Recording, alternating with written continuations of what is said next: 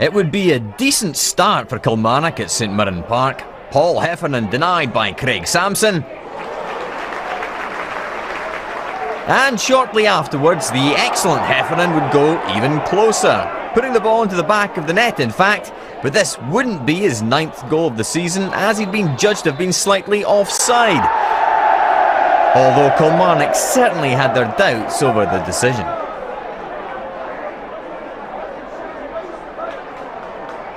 St Mirren finally got going. A terrific ball into the box from Jerwin Tesselar, the Kilmarnock marking non-existent, and Paul McKeown guided his header into the far post past a furious Kilmarnock goalkeeper Cammy Bell. A free header this from McKeown, the goal coming just after the half-hour mark. Then the big moment of the match, the ball striking the arm of Zdenek Kroca, a big shout for handball, and assistant referee Stephen Allen put his flag up. Kilmarnock furious with the penalty decision, and this a very harsh looking call from the officials. McKeown showed no mercy, putting St Mirren 2-0 up right on the stroke of half-time. The Kilmarnock manager Kenny Shiels says he doesn't speak to the officials during the game as he doesn't want to get in trouble with the footballing authorities. So instead, at half-time, we had the slightly bizarre sight of Shiels giving the officials a series of slightly inquisitive looks in the hope of eliciting some sort of response, but none came.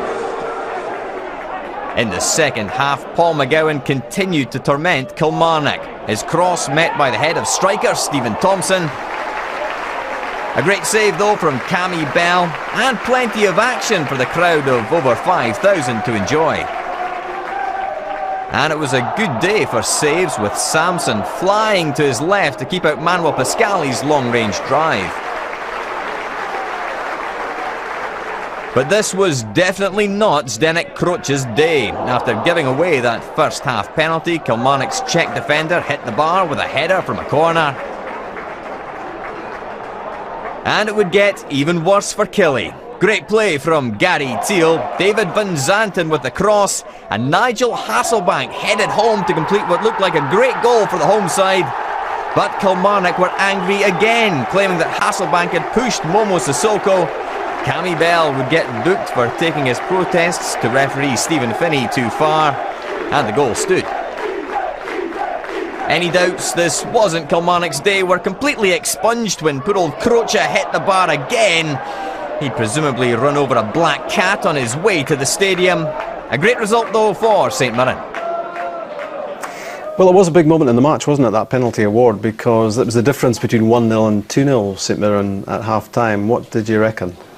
It's not a penalty for me, you know. I think you can see there's no intent there at all. He's gone with his feet to try and block the ball, and the ball's hit him if anything, and I think it's very harsh. But the linesman's had a great view of it and he's seen it differently, but I don't see that being a penalty, you know, in my eyes. You'd have thought the ref had a good view of it as well. Yeah, he wasn't too far away. I think he's, you know, you can see the linesman putting his flag up here when he sees what he sees, but you know, from my viewpoint, I don't see that as being a penalty. I think this is what you call a silent protest. Kenny Shiels not able to do anything other than stare out the officials in search of an explanation. He might be waiting for a while. Yeah, I think he will, but it's frustrating, you know. You see a goal that was marginally offside and you're hitting the bar a couple of times, and it's such a fine line. You come away getting beat 3-0 and you know a penalty goes against you. It's such a difficult job and such a fine line between winning a game, losing a game, and you know you can understand the frustration. Can you understand why it was given? Not really, no, to be honest. Obviously the ball's hit his hand, but other than that I don't think the circumstances deserve a penalty.